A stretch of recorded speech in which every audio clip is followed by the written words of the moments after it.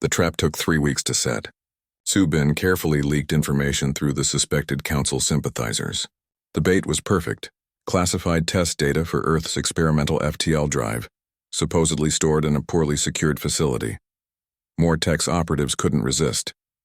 They were caught attempting to access the facility, along with 2 council delegates who had provided them with security codes. The evidence was undeniable. The scandal exploded across galactic media.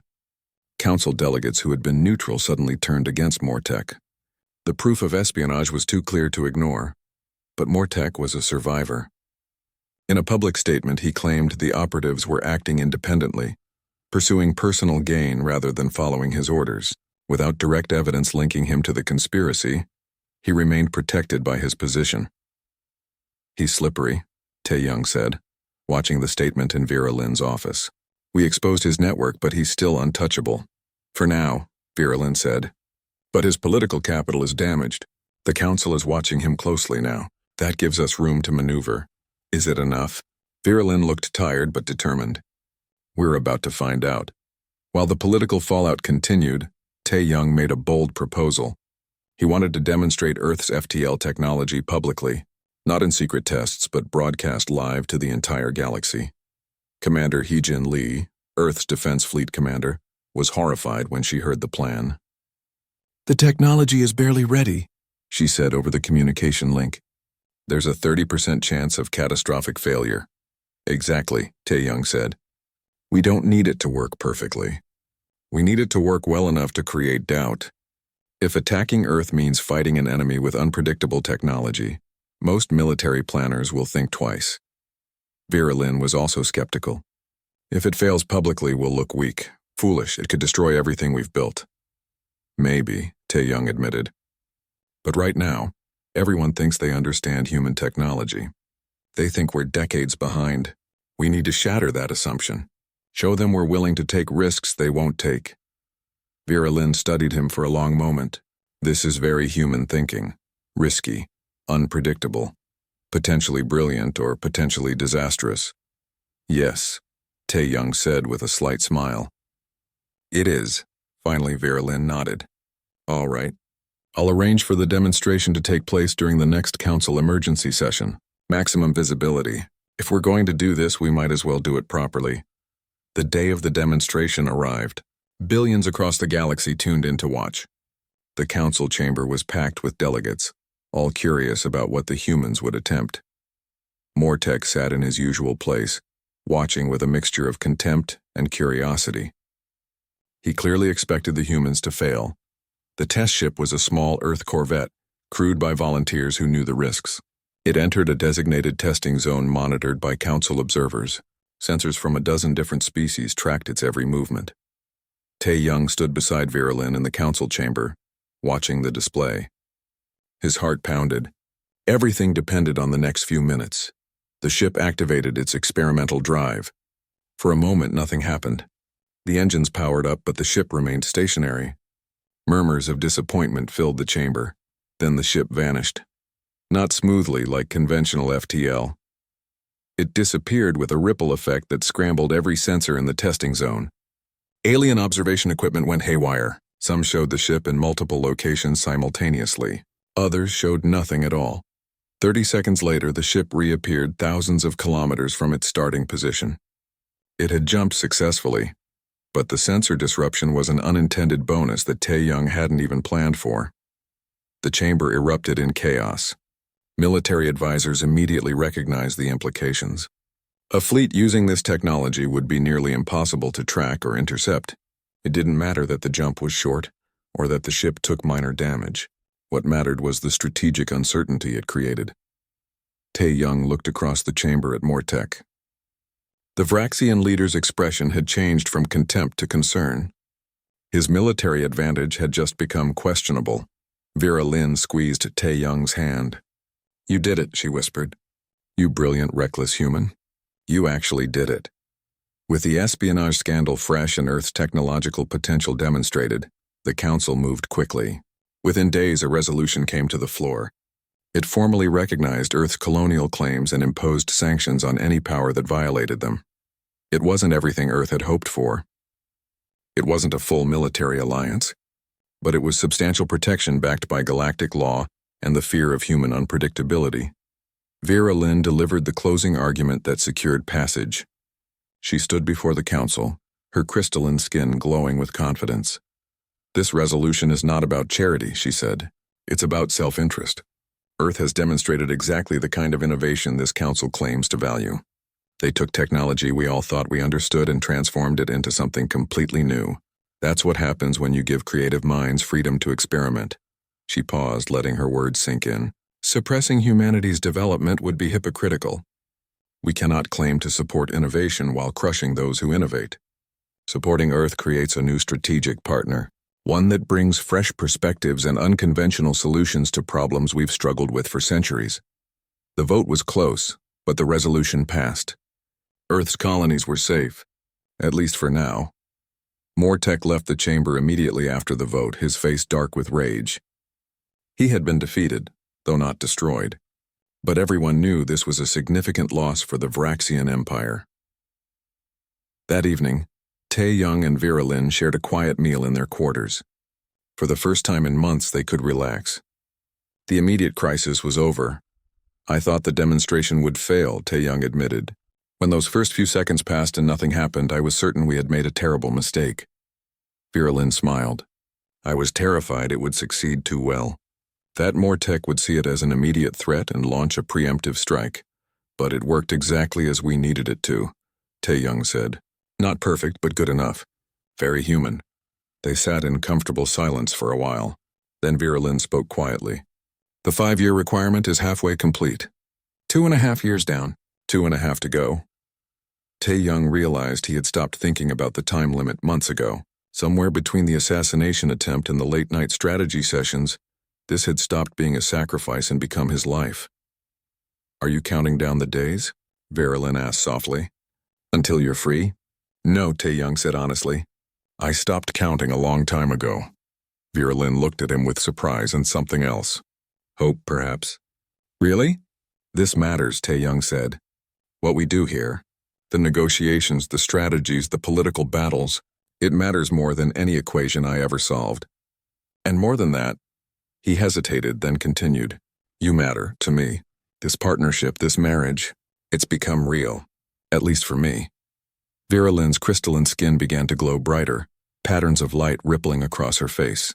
It was the Keltharian equivalent of blushing. "I've been feeling the same way," she admitted. "We started as strangers forced together by politics. Then we became allies, then partners. But somewhere along the way you became important to me, not as a political asset but as someone I care about. Someone I—" She paused, searching for words. "Someone I don't want to lose." Tae-Young reached across the table and took her hand. "When the 5 years are up, when the legal requirement is fulfilled, I don't want this to end. I want to make it real. Truly real. Not just a political arrangement, but a genuine marriage." "Are you certain?" Vera Lynn asked. "You're still young. You could return to Earth, to your engineering work, to a life without the complications I bring." "I am certain," Tae-Young said firmly. "This is where I belong, with you, building something that matters." Vera Lynn smiled, truly smiled. Her whole body seemed to glow with happiness. "Then let's make it official. Not when we're required to, but because we choose to, because we want to." They sat together, holding hands across the table. Outside their quarters, the galaxy continued to turn. Political challenges awaited. Enemies still plotted. But none of that mattered in this moment. They had found something neither of them expected. In a marriage arranged for politics, forced by circumstances, they had found genuine connection. They had found partnership. They had found home. In the weeks that followed, Earth's position in galactic politics continued to improve. The experimental FTL drive, now being refined through collaboration with alien scientists, entered production. Other human engineers and scientists were recruited to council projects. Humanity was no longer just a protected junior member. Earth was becoming a genuine player, valued for its unique capabilities and unconventional thinking. Tae-Young found himself in an unexpected role. Not just Vera Lynn's spouse, but a respected advisor whose engineering background and outsider perspective made him effective at solving problems other diplomats missed. And Vera Lynn, who had seemed so weary and defeated months ago, had found new energy. Working with Tae-young had reminded her why she became a diplomat in the first place. Not to maintain the status quo, but to build something better. Together, they were changing the galaxy, one negotiation at a time, one innovation at a time. Tae-young met her eyes. We do matter, don't we? Vera Lynn smiled. Yes, I believe we do. Minister Subin came to see Tae-young 3 months after the speech. She found him in the observation deck watching Earth rotate slowly in the distance. I need to speak with you, she said. Her voice was urgent, different from her usual cold efficiency. Tae-young turned. Is something wrong? Subin checked to make sure they were alone. We have intelligence about Mortek. The assassination attempt was only the beginning. He's been secretly arming proxy forces in several neutral systems. He's preparing for something big. How big? A coordinated strike against multiple Council-protected worlds, including Earth's colonies. Subin's crystalline face was grim. The marriage bought you time, but Mortek hasn't given up. He's just changed his strategy. Tae-young felt his stomach drop. Does Vera Lynn know? Not yet. I wanted to tell you first because there's something else. Subin hesitated. We believe there are sympathizers within the Council itself. Delegates who think Mortek will win eventually and want to be on his side when he does. Who? We don't know yet. But until we identify them, every Council session is potentially compromised. Subin looked at him directly. Your marriage was supposed to protect Earth, but protection only works if the law is enforced. If enough Council members side with Mortek, the Keltharian Accord becomes meaningless.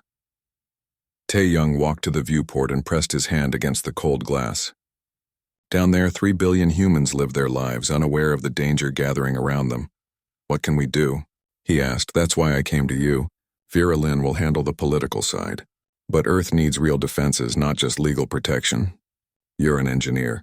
Is there anything humanity can build that would make attacking us too risky? Tae-young couldn't sleep that night.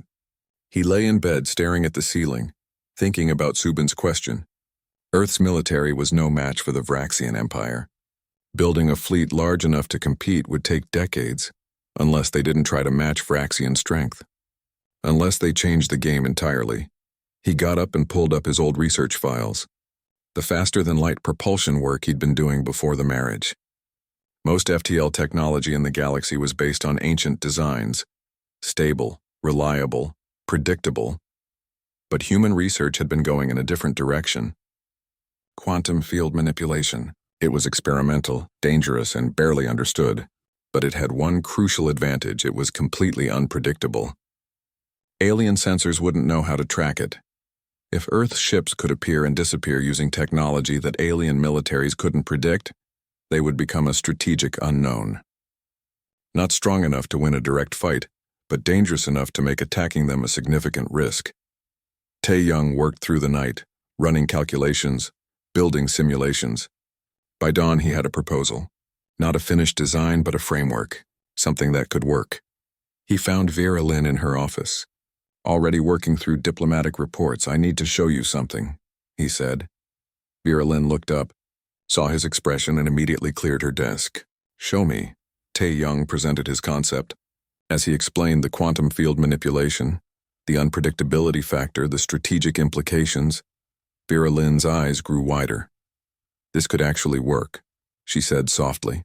Not to win a war, but to prevent one. If attacking Earth means fighting an enemy you can't predict or track, most military planners would avoid it. Exactly. And if we share the basic concept with the Council's Scientific Advisory Board, it becomes a known strategic factor. Mortek would have to account for it in any planning. Vera Lynn was quiet for a long moment. This is brilliant, Tae-young. Truly brilliant. But we'll need Council support for the research. That means convincing hundreds of delegates that investing in unproven human technology is worthwhile. Can you do it? She smiled. With you beside me? Yes, I think we can. But before they could present the proposal, Mortek made his move.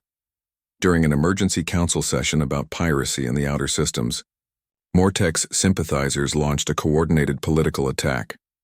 3 different delegates from 3 different species all challenged Vera Lynn's authority on various grounds.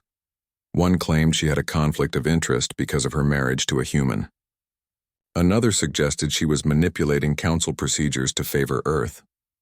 Third demanded she be removed from all committees related to human affairs. Tae-young watched from the spouse. gallery as Vera Lynn defended herself. She was brilliant as always, citing precedents, dismantling weak arguments, maintaining her composure. But he could see the strain. 3 simultaneous challenges were overwhelming even for her. The session ended without resolution. Vera Lynn retained her position, but barely. The damage was done. Her authority had been publicly questioned. That night, Tae-young found her in their quarters, sitting alone in the dark. Her crystalline skin was dim, almost gray. She looked defeated. "I'm failing," she said quietly. "Everything I've built, everything I've worked for. It's collapsing." Tae-young sat beside her. "You're not failing. They're attacking you because you're effective. Mortek knows you're the biggest obstacle to his plans. Then maybe I should step down. Let someone else take the lead. Someone without the complications I bring." "No." Tae-young's voice was firm. "That's exactly what he wants. You step down and Earth loses its most powerful advocate. Everything we've built falls apart." Vera Lynn looked at him. In the dim light, he could see tears on her crystalline face. He hadn't known Keltharians could cry. "I'm sorry," she said. "I'm so sorry I dragged you into this. You should have been in your lab, working on your engines. Instead, you're trapped in this political nightmare because of me. Vera Lynn, listen to me." Tae-young took her hand. Her skin felt cool and smooth like polished stone. "You gave me a choice. Maybe it wasn't a fair choice, but it was still a choice. I said yes. Not just to save lives, but because some part of me believed it mattered. Does it still matter?" He thought about the past few months. The trade negotiation, his speech at the forum, working beside Vera Lynn on diplomatic challenges. For the first time in his life, he felt like his work had immediate, tangible impact. Not in some distant future, but right now. "Yes," he said. "It matters more than anything I've ever done." Vera Lynn's grip tightened on his hand. "If you want to leave, if you want an annulment, I'll support it. Under Keltharian law, if both parties agree the marriage has failed, it can be dissolved. You could be free." Tae-young looked at her. This woman who had seemed so cold and distant 5 months ago. This alien ambassador who carried the weight of civilizations on her shoulders. Somewhere along the way, she had become important to him. Not just as a political partner, but as a person he genuinely cared about. "I don't want to leave," he said quietly. "This partnership works, Vera Lynn. We're better together than apart. You understand the political landscape. I understand how to disrupt it. Separately, we're competent. Together, we're dangerous. You mean that?" "I mean that. And more than that," Tae-young hesitated, "I've grown to respect you, admire you. You're not the cold diplomat I thought you were. You're someone who cares deeply, who carries impossible burdens, and who keeps fighting even when it seems hopeless. If you'll have me as a true partner, not just a political spouse, I'm committed. Completely." Vera Lynn stared at him. Then slowly she smiled. Her crystalline skin began to glow again, patterns of light rippling across her face. "I would like that very much," she said softly. They sat together in the darkness, holding hands. Outside, the galaxy turned. Political enemies plotted. Threats gathered. But in that moment, none of it mattered. They had each other, and that was enough. The next morning, they developed their strategy together. 2 approaches, working in parallel. First, they would accelerate the FTL research. Vera Lynn would use her connections to bring in alien scientists willing to collaborate with humans. Not to copy alien technology, but to merge it with human innovation, create something genuinely new. Second, they would expose the Council sympathizers working with Mortek. Subin had been gathering evidence for months. They had recordings, financial transfers, secret communications. But they needed one more piece, undeniable proof that would force the Council to act. "We'll set a trap," Vera Lynn explained to Subin. "Leak false information about the FTL research. Make it valuable enough that Mortek's people can't resist trying to acquire it. When they move, we'll have them." Subin smiled coldly. "I like this plan. When do we start?" "Immediately," Tae-young said. "We've been reacting to Mortek's moves for too long. It's time we made him react to ours." Vera Lynn looked at him with pride. "Now you're thinking like a diplomat." "No," Tae-young corrected with a slight smile. "I'm thinking like an engineer. We're going to rebuild this situation from the ground up, and when we're done, Mortek won't know what hit him." The investigation into the assassination attempt took weeks. Council security traced the attackers back to a network of mercenaries, but the trail ended there. No direct link to Mortek could be proven. He remained protected by diplomatic immunity. Though everyone knew the truth, the attack had one unexpected benefit. Earth's position in galactic politics strengthened overnight. Any further aggression against humanity would look like persecution. Mortek's attempt to remove Tae-young had backfired completely. During her recovery, Vera Lynn asked to review Tae-young's defense of their quarters. She watched the security footage 3 times, studying how he had manipulated the environmental systems. "Explain your thinking," she said. Tae-young sat beside her bed in the medical bay. "Most species breathe oxygen-based atmospheres, but the ratios vary. I adjusted the mixture to make it uncomfortable for anyone except humans and Keltharians. Your people can tolerate wider ranges than most. But how did you know it would work?" "I didn't," he admitted. "I just knew I had to try something. Humans don't always follow protocols. Sometimes we just improvise and hope for the best." Vera Lynn was quiet for a moment. "That's the difference, isn't it? Most species in the Council have millennia of established procedures. We know what works, so we stick to it. But humans are new to space. You haven't had time to become rigid." "Maybe," Tae-young said. "Or maybe it's because Earth was such a dangerous planet. We evolved surrounded by predators and natural disasters. We learned to adapt or die."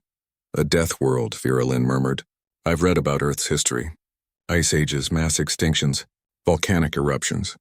"How did your species survive?" "By being stubborn," Tae-young said with a slight smile. "And by being willing to try anything." For the first time, Vera Lynn looked at him with something like fascination. Perhaps that's what the galaxy needs. A species that hasn't forgotten how to take risks. 2 weeks later, Vera Lynn was assigned to mediate a major trade dispute. The Crystalline Consortium and the Biophage Collective had been arguing for months over mining rights in an asteroid field. Both sides were threatening to abandon negotiations entirely. Tae-young attended the sessions as her official advisor. It was a new role, one that surprised the other delegates. Spouses typically didn't participate in actual negotiations. The first session was brutal. The consortium wanted exclusive access to metallic asteroids. The collective wanted the same asteroids for their biological extraction methods. Neither side would compromise. During a recess, Tae-young studied the asteroid data on his tablet. Something didn't make sense. "They're fighting over the wrong thing," he said to Vera Lynn. She looked up from her notes. "What do you mean?" "Look at the extraction methods. The consortium uses heat-based mining. The collective uses biological dissolution. They can't both use the same asteroids because their methods interfere with each other. Yes, that's why they're arguing over which asteroids each side gets." "But why divide by location?" Tae-young pulled up a detailed scan. "Some asteroids are better suited for heat extraction. Others work better for biological methods. If you divide them by extraction compatibility instead of territorial zones, both sides get what they actually need." Vera Lynn stared at the data. Then she started laughing. It was the first time Tae-young had heard her laugh. The sound was like crystals chiming together. "It's so simple," she said. "Every diplomat has been focused on territorial division. We never questioned the framework, but you saw past it immediately." "I'm an engineer," Tae-young said. "I think about compatibility and efficiency, not tradition." Vera Lynn presented the solution in the next session. Both sides were skeptical at first, but as they reviewed the data, they realized it worked. Within an hour, they had reached an agreement that had eluded them for months. After the session, the lead consortium negotiator approached Tae-young. "That was clever thinking, human. Perhaps your species has more to offer than we assumed." Tae-young nodded politely, but inside he felt a surge of pride. For the first time since the marriage, he felt like he was actually contributing something meaningful. That evening, Vera Lynn invited him to share a meal in her private office. It was a small gesture, but significant. They had been eating separately for weeks. "I want to show you something," Vera Lynn said. She pulled up a holographic display showing dozens of ongoing disputes and negotiations. "These are my current cases. Would you review them? Your perspective might reveal solutions I've missed." Tae-young felt surprise. "You're asking for my help?" "I'm asking for your partnership," Vera Lynn corrected. "What happened today proved that we work well together. Your engineering mind complements my diplomatic experience. Together we might accomplish more than either of us could alone." They spent the next 3 hours reviewing cases. Tae-young found himself fascinated by the complexity of galactic politics. It was like engineering, but with living beings instead of machines. Systems had to be balanced. Forces had to be accounted for. Solutions had to satisfy multiple constraints simultaneously. As they worked, Vera Lynn began to open up. She told him about her early years as a diplomat, the mistakes she'd made, the victories that had cost her personally. She spoke about the loneliness of her position, how difficult it was to form genuine connections when everyone saw her as a political asset. "Why did you become a diplomat?" Tae-young asked. Vera Lynn was quiet for a moment. "Because I believed I could prevent wars. Keltharians live for centuries. We remember the old conflicts, the billions who died. I thought if I could just negotiate well enough, I could stop history from repeating itself." "And have you?" "Sometimes. But the council moves so slowly. Every decision requires consensus from hundreds of species. By the time we agree on action, the crisis has often grown worse." She looked tired suddenly, older than her years. "I've been doing this for 35 years, Tae-young. Sometimes I wonder if I've made any real difference." Tae-young thought about that. "You saved Earth, that's a real difference." "I married a stranger to do it," Vera Lynn said quietly. "I used you as a political tool. That weighs on me." "You gave me a choice," Tae-young said. Dr. Park presented the option. I could have refused. Could you? Really? With 3 million lives at stake? Tae-young didn't answer immediately. Finally, he said, "Maybe not. But that doesn't mean you're responsible for my unhappiness." I made my choice, and lately it hasn't felt like such a bad choice. Vera Lynn looked at him with surprise. "Really? Today, solving that dispute? That felt good. Better than any equation I've solved. Maybe I can make a difference too, just in a different way than I expected." For the first time, they smiled at each other without reservation. It wasn't love. It wasn't even friendship yet. But it was the beginning of genuine respect. A month later, the council held a public forum on galactic reforms. It was meant to be a routine session where delegates could voice concerns and suggestions. But a delegate from the Prentian Collective used the forum to attack Earth's membership. His speech was filled with thinly veiled insults about human barbarism and violence. "The humans," he said with contempt, "conquered their own world before looking to the stars. They fought each other for resources, for territory, for ideology. They nearly destroyed their planet with weapons and pollution, and now we welcome them into civilized society? They are children playing with forces they don't understand." Vera Lynn started to rise, but Tae-young touched her arm. "Let me," he said quietly. She hesitated, then nodded. Tae-young stood. The chamber quieted. A human speaking at a council forum was rare. "The delegate is correct," Tae-young began. "Humanity's history is violent. We did fight each other. We did nearly destroy our world. We made terrible mistakes." The Prentian delegate smiled, thinking he had won. "But that's precisely why we're valuable," Tae-young continued. "We remember how quickly civilization can collapse. We know what happens when species refuse to cooperate. We learned peace not because it was easy, but because the alternative was extinction." He looked around the chamber. "Many of you evolved on stable worlds. You developed space travel without facing existential threats. That's wonderful. But it also means you've never had to adapt or die. Humanity brings something this council lacks: the memory of survival against impossible odds. We know what it means to face enemies stronger than ourselves.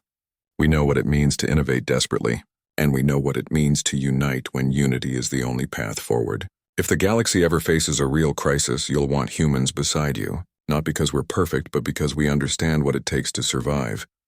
The chamber was silent. Then slowly, some delegates began to signal approval. Not all of them, but enough. The speech went viral across galactic networks within hours. Some called it arrogant.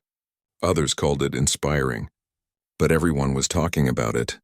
About humanity. About Tae-young. That night, Vera Lynn watched recordings of the speech for the third time. She saw something in Tae-young she hadn't noticed before. Passion, conviction, the ability to inspire. When he returned to their quarters, she was waiting. "That was remarkable," she said. Tae-young shrugged, embarrassed. "I just said what needed to be said." "No, you defended our partnership. Our marriage.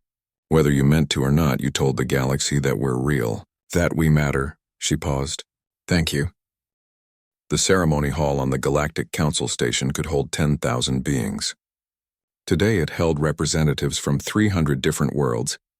Tae-young stood at the center, trying not to shake. He wore traditional Korean formal wear, modified slightly to fit the occasion. Vera Lynn stood across from him in flowing robes that seemed to be made of light itself.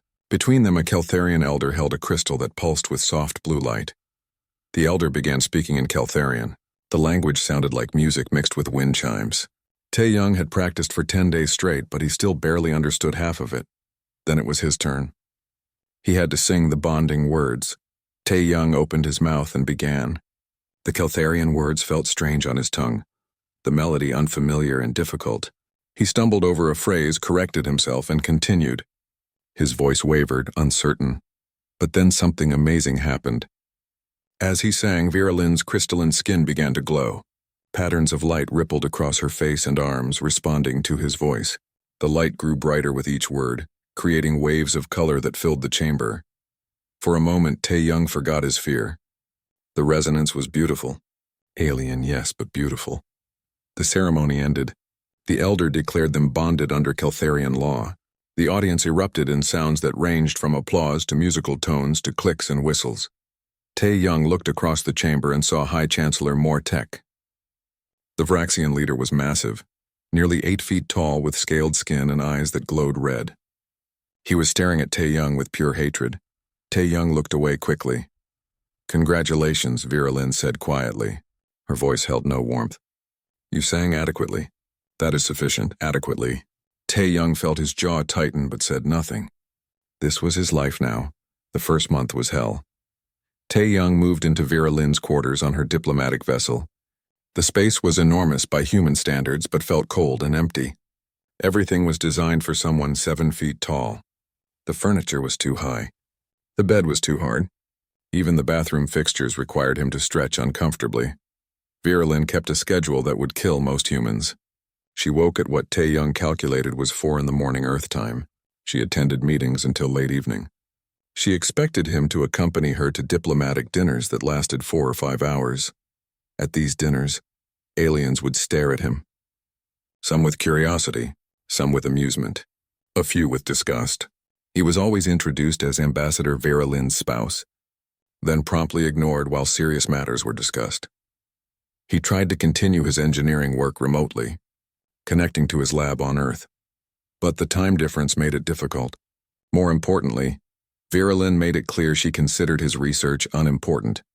"You have responsibilities here," she said one evening when she found him working on propulsion calculations.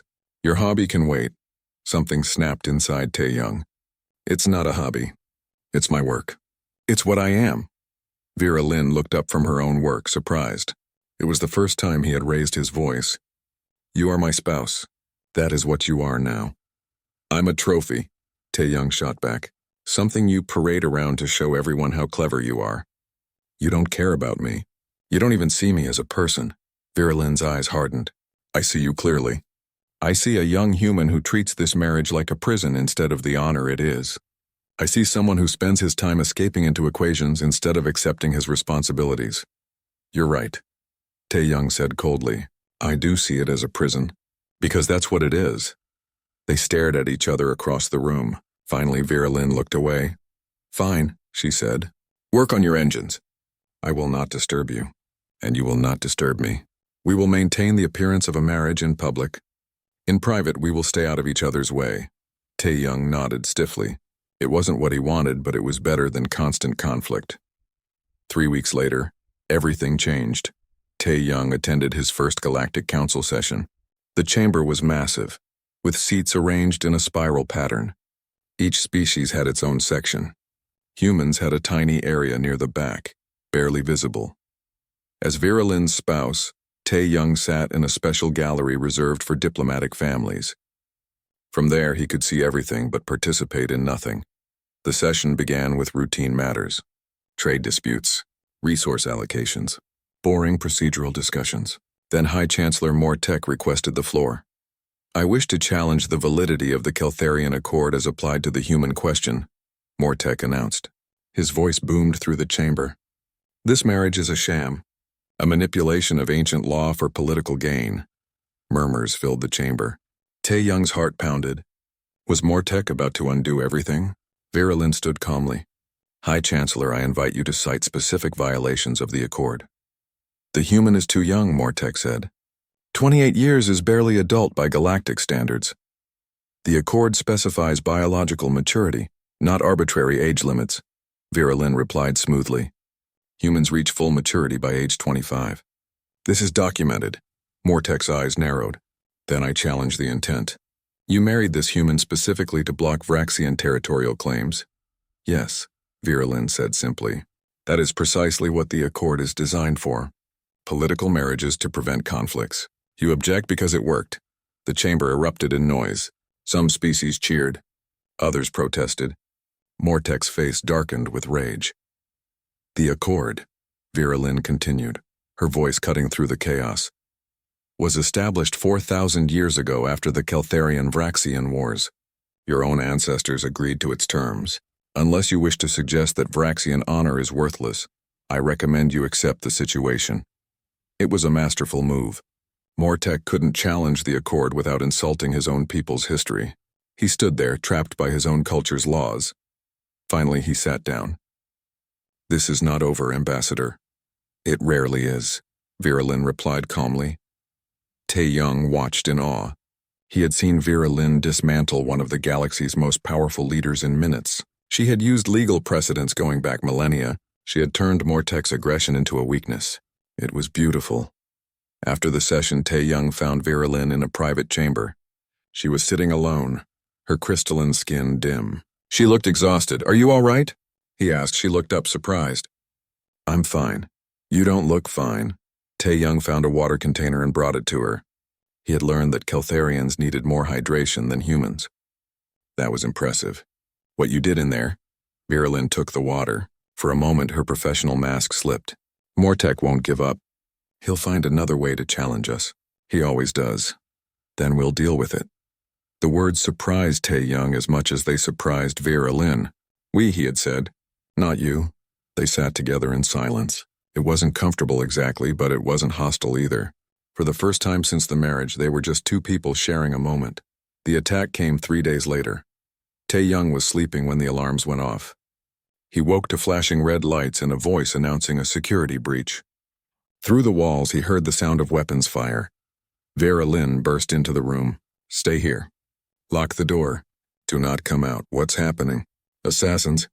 Mortek's work, undoubtedly. She moved toward the door, then paused. If they get past my security, use the emergency beacon. Earth's ships will come. Before Tae Young could respond, she was gone. He heard fighting in the corridor outside. Shouts. Energy weapons crackling. Then an explosion that shook the walls. The lights went out completely. Emergency lighting kicked in, dim and red. Tae Young's engineering mind started racing. The quarters had independent life support systems, environmental controls, power routing, all accessible through the room's interface. He heard voices outside. Not Keltharian, something else. The assassins were close. The door began to glow as they cut through it. Tae Young dove for the environmental controls. His fingers flew across the interface, rerouting gas mixtures, increasing carbon dioxide levels, lowering oxygen, adding trace amounts of nitrogen compounds that would cause disorientation in most species. The door burst open. 3 figures in armor entered, weapons raised. Then they stopped, confused. The air was thick and strange. Their movements became sluggish. Fall back, one of them said in a language Tae Young didn't recognize. They stumbled back into the corridor. Moments later, Vera Lynn's security team arrived. They found Tae Young sitting at the environmental controls, the air in the room returning to normal. Vera Lynn appeared, bleeding from a cut on her arm. She stared at Tae Young in disbelief. What did you do? I weaponized the life support, Tae Young said. His hands were shaking. The gas mixture. It's harmless to humans but disorienting to most other species. I thought it might slow them down. Vera Lynn continued to stare. Then for the first time she smiled. Really smiled. No Keltharian would have thought of that. We follow protocols, safety procedures. You just rewrote the rules. I'm an engineer, Tae Young said. We solve problems. Yes, Vera Lynn said softly. Yes, you do. Something changed between them in that moment. Tae Young saw respect in her eyes for the first time. And she saw him not as a young human she was forced to marry, but as someone genuinely useful, genuinely capable. Maybe, Tae Young thought as medics treated Vera Lynn's wound, this partnership could actually work. Tae-young stared at the holographic display floating above Dr. Park's desk. 3 colony worlds. Each dot represented millions of human lives. Each dot was about to disappear. They gave us 30 days, Dr. Park said. Her voice was steady, but her hands trembled slightly. The Vraxian Empire wants those worlds. If we don't surrender them, they'll take them by force. Tae-young had seen the news broadcasts. Everyone on Earth had. The Vraxians were a military power that controlled dozens of star systems. Their ships could destroy Earth's entire defense fleet in hours. Maybe minutes. Humanity had only been in space for 30 years. Against them, Earth was nothing. Why am I here? Tae-young asked. He was just an engineer. He designed propulsion systems in a quiet lab in Seoul. He had no connection to military strategy or politics. Dr. Park touched her display. The colony worlds disappeared. A new image appeared. A woman. No, not a woman. An alien. She was tall, maybe 7 feet, with skin that looked like polished crystal. Her eyes were deep purple, ancient and intelligent. This is Ambassador Vera Lynn, Dr. Park said. She's 58 years old. She's been a diplomat for the Galactic Council for 35 years, and she has a solution to our problem. Tae-young waited. He had a bad feeling about this. There's an ancient law, Dr. Park continued. The Keltharian Accord. It allows political marriages between different species. If a human marries a Keltharian ambassador, Earth gains protection under their law. The Vraxians can't attack us without starting a war with the Keltharian people. Tae-young understood immediately. His stomach dropped. No. Tae-young, please listen. I said no. He stood up. Find someone else. There must be thousands of volunteers. There were, Dr. Park said quietly. She rejected all of them. That stopped him. He turned back slowly. Dr. Park pulled up another display. Lists of names. Hundreds of them. All crossed out. The marriage has requirements. Keltharian custom demands a significant age difference. The younger partner must be between 25 and 30 years old. That's you. There are plenty of people my age, Tae-young said, but not with your intelligence. Dr. Park met his eyes. She needs someone who can stand beside her in the council chambers. Someone who won't embarrass Earth or the Keltharian people. She read your published work on quantum field manipulation. She chose you. Tae-young felt trapped. This couldn't be happening. I'm not a politician. I'm not a diplomat. I just want to work on my engines. I know. Dr. Park's voice softened. She had been his mentor since university. She knew him better than his own parents did. But Tae-young, look at this. The colony worlds reappeared. But now they weren't just dots. They were images. Children playing in domed playgrounds. Families walking through artificial gardens. Scientists working in research stations. Real people. Real lives. 3 million people, Dr. Park said. Most of them children. If the Vraxians attack, they'll die. Not quickly. The Vraxians don't believe in mercy. Tae-young closed his eyes. He wanted to refuse. He wanted to run back to his lab and pretend this conversation never happened. But he couldn't. Those children. Those families. How could he say his freedom was worth more than their lives? How long? He asked finally. 5 years minimum. The marriage must be public and genuine. You'll live together. Attend diplomatic functions together. Present yourselves as a real couple. 5 years. It felt like a prison sentence. But Tae-young thought about those children again. 5 years of his life for 3 million lives. The math was simple, even if the choice was impossible. When do I meet her? He asked. Dr. Park smiled, but it didn't reach her eyes. Tomorrow. The meeting took place on Ambassador Vera Lynn's diplomatic vessel. Tae-young had never been on an alien ship before. Everything was too big, too cold, too angular. The corridors were wide enough for 3 humans to walk side by side. The ceilings disappeared into darkness above. A Keltharian aide led him to a meeting room. The walls were transparent, showing the curve of Earth below. Home. Would he ever see it the same way again? The door opened. Ambassador Vera Lynn entered. She was more imposing in person. Her crystalline skin caught the light from Earth below, creating patterns of blue and white across her face. She moved with precise grace, each step calculated. When she looked at him, her purple eyes seemed to see through him. Tae-young Kim, she said. Her voice was rich and deep, with harmonics that made it sound like 2 people speaking at once. You are younger than I expected. It didn't sound like a compliment. I'm 28, he said. Dr. Park said that was acceptable. It meets the requirements. Vera Lynn circled him slowly, studying him. Tae-young felt like a specimen under examination. You understand what this marriage entails? 5 years. Public appearances. Shared living space. And no romantic expectations, Vera Lynn added firmly. This is a political arrangement. Nothing more. I have no interest in human courtship rituals. You will be my spouse in name and law. That is all. Her coldness stung, though Tae-young wasn't sure why. He didn't want romance either. He didn't even want to be here. But her dismissive tone made him feel small. Inadequate. I understand, he said stiffly. Good. Vera Lynn moved to a desk and activated a holographic document. These are the terms. You will attend all diplomatic functions I designate. You will reside in my quarters aboard this vessel. You will study Keltharian customs and language. In return, Earth gains protection under the Accord. Tae-young scanned the document. It was written in both English and a flowing alien script. The terms were exactly as Dr. Park had described. Harsh but clear. What about my work? He asked. My research. Vera Lynn's expression didn't change. You may pursue your hobbies in your free time. However, your primary responsibility is to this marriage and what it represents. Hobbies. She called his life's work a hobby. Tae-young felt anger rising but pushed it down. This wasn't about his pride. It was about 3 million lives. When is the ceremony? He asked. 10 days. The Galactic Council has already approved the arrangement. High Chancellor Mortek of the Vraxian Empire is furious, but he cannot challenge the Accord without consequences.